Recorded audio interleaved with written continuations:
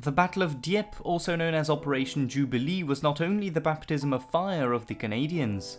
The Churchill tank was also for the first time in the Second World War thrown into action on the pebbled beaches of Dieppe.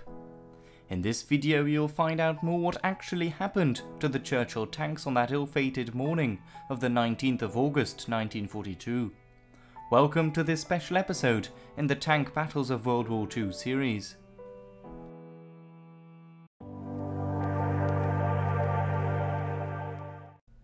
On the 19th of August 1942, 29 Churchill tanks of the 14th Canadian Tank Regiment, also known as the Calgary Regiment, landed on White and Red Beach right in front of Dieppe.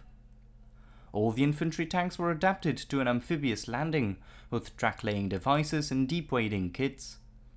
The Churchill tanks had to support the members of the 2nd Canadian Infantry Division in the city itself. The unit had received the brand new Churchill tanks in 1941. These 28-ton heavy tanks were well armoured but lacked a good gun. Of the 29 tanks that eventually landed ashore, 11 tanks had a quick-firing 2-pounder gun, a 40mm main cannon.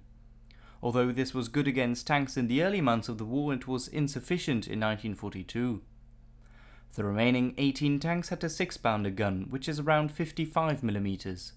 To add assault to injury, the 6-pounders weren't even equipped with high explosive shells, as those shells were still in the developing phase. Defending the beaches were the men of the 9th and 7th Companies of the Infantry Regiment 571. They were defending the designated landing zone of the Churchill tanks of the Calgary Regiment. The Germans, well dug in the Atlantic Wall defences, were ready for any attack coming from the sea. On the morning of the 19th of August in 1942, by 5:20 am, the LCIs of the first assault wave landed on the beach at Dieppe. Running out of the landing crafts were the men of the Royal Hamilton Light Infantry and the Essex Scottish. The Churchill tanks, which were supposed to provide assistance, were nowhere to be seen. Due to navigation difficulties, the Churchill tanks were a good 15 minutes late. When the LCTs or landing craft tanks finally touched down on the pebbled beach, most of the first wave of infantry was already dead, wounded or pinned down. The first wave of tanks consisted of 3 LCTs, each dropping off 3 tanks. LCT-1 dropped off Sea Squadron's headquarters tanks, Chief, Company and Calgary on the extreme eastern flank hugging the harbour. Right next to them was a German 37mm anti-tank gun, which was pouring fire onto the LCT-1. The 3 tanks successfully landed ashore and the 37mm was knocked out. The LCT-1 continued to take heavy fire and was eventually destroyed. Chief was commanded by Major Alan Glenn, the commanding officer of Sea Squadron. He remained on the beach in order to command the situation from there. Later in the fight he drove down the beach towards the casino. Company was commanded by Captain George Valentine. The tank received a hit on the left tracks, destroying the idler wheel. It continued to fire its 2-pounder gun throughout the battle, eventually firing 150 shells at the defenders. The Calgary tank's tracks were also destroyed by shell fire. Calgary's gun was however still in the fight, and its 6-pounder kept blazing away at the entrenched Germans until its ammunition was spent. To the right of Sea Squadron's headquarters was 13th Troop. Cougar, Cheetah and Cat rolled out of LCT-2. The troop commander, Lieutenant Thomas Cornett, was in Cougar. They successfully reached a promenade where it was hit by a 75mm round that jammed the turret. With the jammed turret, Cougar was only able to fire the 6-pounder gun at the tobacco factory. The tracks were knocked out by pebbles and shellfire and it had to be abandoned. The crew returned back to the beach after destroying the tank. Cheetah was right after Cougar. When it crested the promenade, it took a big hit in the lower plate, making the engine stall. They eventually reached a promenade where the crew fired away all its ammunition. The final tank of 13th Troop was Cat. They had a hard time getting off the beach, but when they finally reached the sea wall, they managed to knock out a Pak-40 at the base of the eastern side of the beach. Together with Cheetah, they brought fire to bear on the Germans defending the trenches at Boulevard de Verdun. Cat was eventually destroyed by its retreating crew. The remaining 3 tanks of the first wave were the prototype flame-throwing tanks of 8th Troop B Squadron. LCT-3 carrying the tanks couldn't see their prearranged landing spot just opposite the tobacco factory, but the crew lowered the ramp anyway. Captain Douglas Purdy in command of Bull misunderstood the lowering of the ramp and drove forward. The ramp collapsed under the weight and the tank sank 3 meters into the sea. The entire crew but Purdy managed to escape the sinking tank. Purdy drowned and his body washed ashore later on. Due to the damaged ramp, a gap was created. Bohr made such a hard landing that their flamethrower reservoir was knocked off. Bohr nonetheless managed to reach the promenade near the casino. Later in the morning it was ordered back to the beach where it was immobilized. Beetle was unable to drive up the steep pebbled beach and reversed, crushing 2 wounded men under the tracks.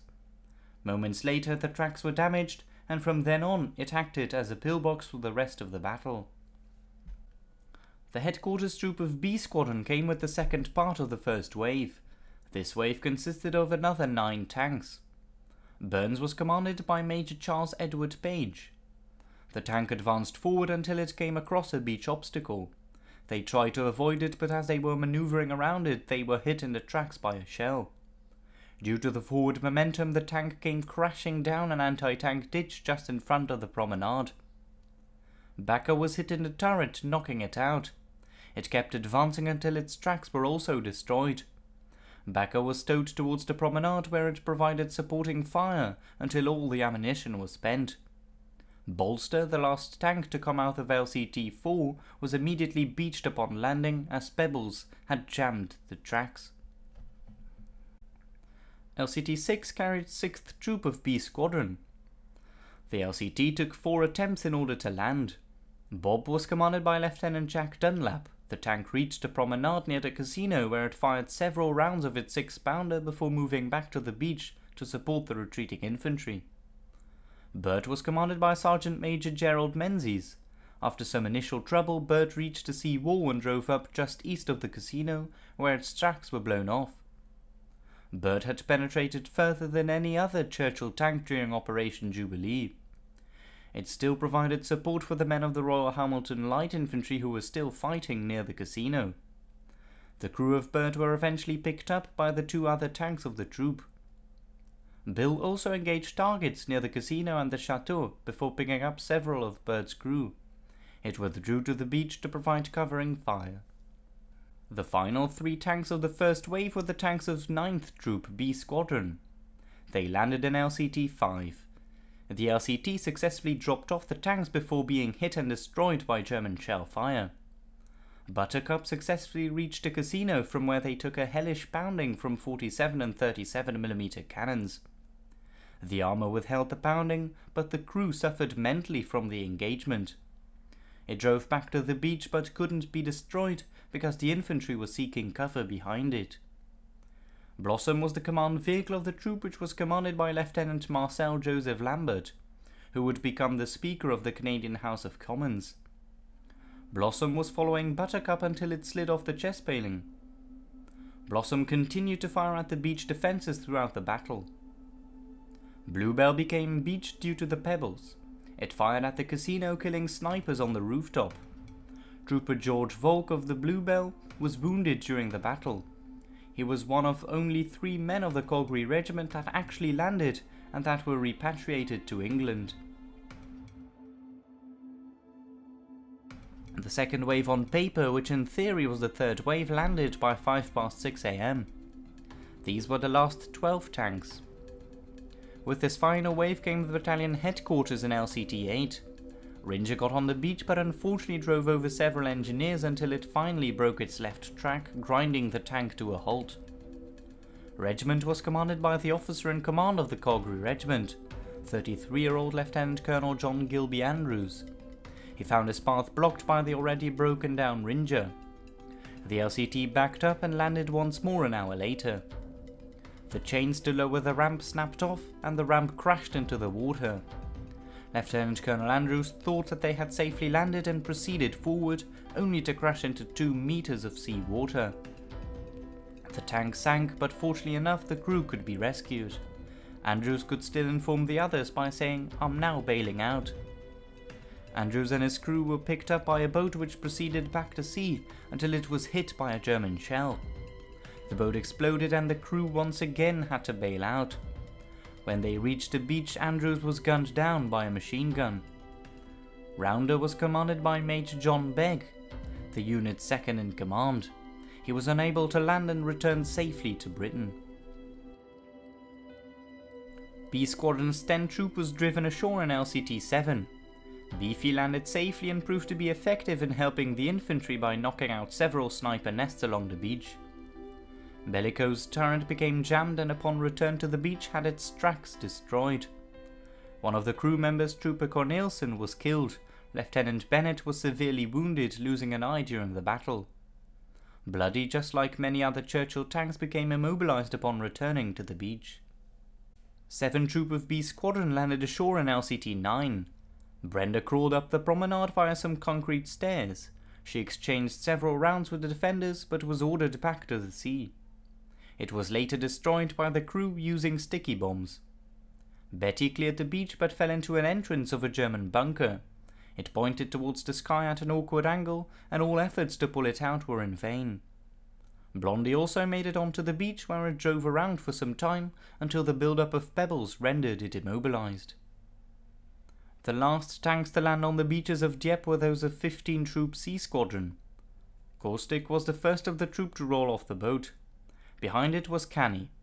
Both tanks received severe fire and took damage. Both tanks however remained to fight until they had to surrender. The last tank to roll on Dieppe was Confident. Confident stalled on the LCT after the driver was temporarily blinded. It rolled sideways onto the beach in order not to break the tracks, but in all confusion drove into the Daimler Dingo called Hound it was carrying. Of the 29 Churchill tanks engaged in the combat, 2 drowned and never got on the beach. 12 were immobilized within the first couple of minutes, and another 15 managed to reach the sea wall. But once they arrived in the city, the 2-pounders or 6-pounders couldn't break through the concrete road blocks. So the tanks retreated back towards the beach, where they provided covering fire for the retreating infantry. The whole of A Squadron and the 3 remaining troops of C Squadron were never sent in. By 11 AM, Major Alan Glenn, commanding C Squadron, and by then the senior tank officer, ordered all tanks back on the beach to provide covering fire for the retreating infantry.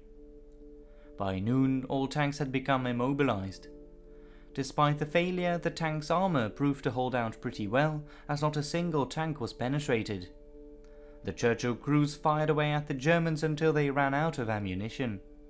At 12:25 PM, the tank crews were ordered to evacuate and blow up their tanks. The Calgary Regiment suffered heavy casualties in both men and material on the morning of the 19th. 13 men of the regiment were killed, 2 of which were officers. Lieutenant Colonel John Gilby Andrews, the commanding officer, was one of them. They also suffered 33 wounded and 143 men were taken prisoner. The regiment nearly ceased to exist. The remainder of the regiment went back to England, where they were reformed and re-equipped with Sherman tanks. In 1943 they were attached to the 1st Infantry Division and saw action in Sicily and Italy. The beaches of Dieppe were a disaster for the Churchill tanks of the Calgary Regiment. The surface of the beach consisted of queer pebbles which easily came stuck in the tracks, rendering the tanks immobilized. The engineers which were to guide the tanks off the beach and help them eliminate obstacles in the streets were nearly all dead or wounded as soon as they had landed. And so the tanks were left alone in difficult terrain with insufficient firepower. The Churchill tanks proved to be well armoured but desperately undergunned. The tanks that did have sufficient firepower weren't equipped with the right shells for the job. Despite the fact that some of the attackers could be extricated from the beach, the Canadians took just under 70% casualties. Dieppe was a hard lesson for the Allies, but it was the first step to further amphibious landings like Sicily and the Normandy landings. An analysis was made after the battle where it was decided that preliminary artillery support was needed and that there should be a proper investigation on the beach defences before attacking. It was also analysed that a direct assault on a defended port city was a deadly mistake.